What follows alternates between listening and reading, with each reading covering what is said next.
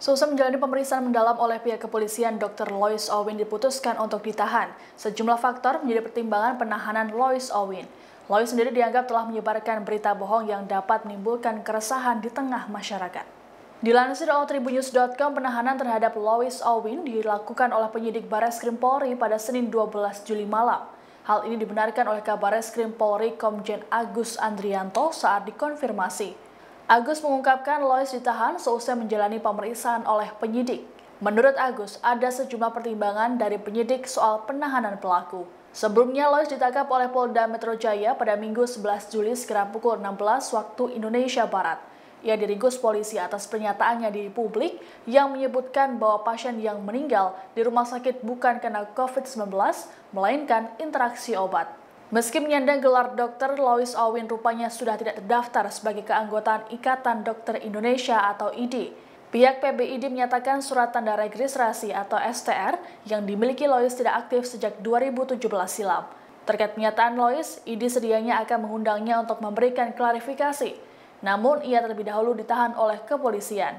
Sementara itu, Kabag Penum Divisi Humas Polri Kombes Pol Ahmad Ramadan menyatakan bahwa Lois telah menyebarkan berita bohong yang dapat menimbulkan keonaran di tengah masyarakat. Tidak hanya itu, Ahmad mengatakan bahwa Lois ditangkap karena dugaan pelanggaran terkait wabah penyakit menular.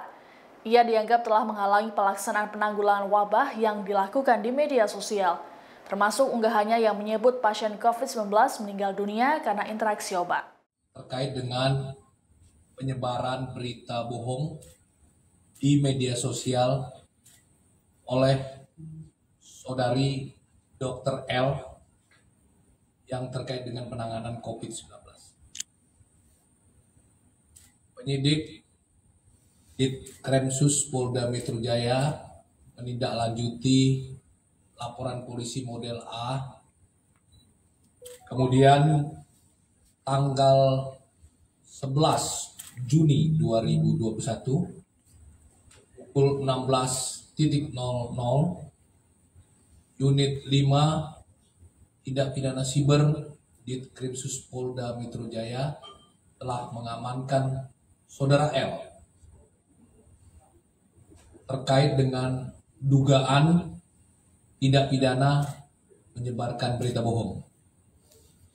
Dr. L telah menyebarkan berita bohong dan atau menyiarkan berita atau pemberitaan bohong dengan sengaja yang dapat menimbulkan keonaran di kalangan rakyat dan atau menghalangi pelaksanaan penanggulangan wabah penyakit menular yang ia lakukan di beberapa platform media sosial.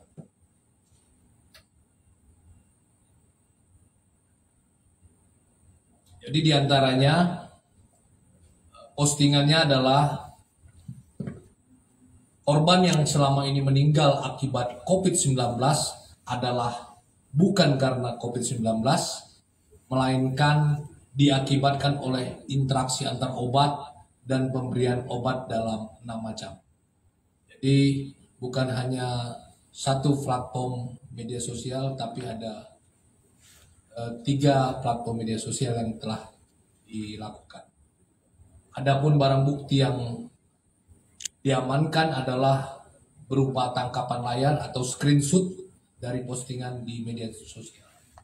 Saat ini yang bersangkutan diamankan di Polda Metro Jaya untuk selanjutnya dilakukan pemeriksaan lebih lanjut. Demikian informasi terkini dalam Tribunnews Update. Nantikan terus informasi terbaru lainnya hanya di kanal YouTube Tribunnews.com. Terima kasih sudah nonton. Jangan lupa like, subscribe, dan share ya.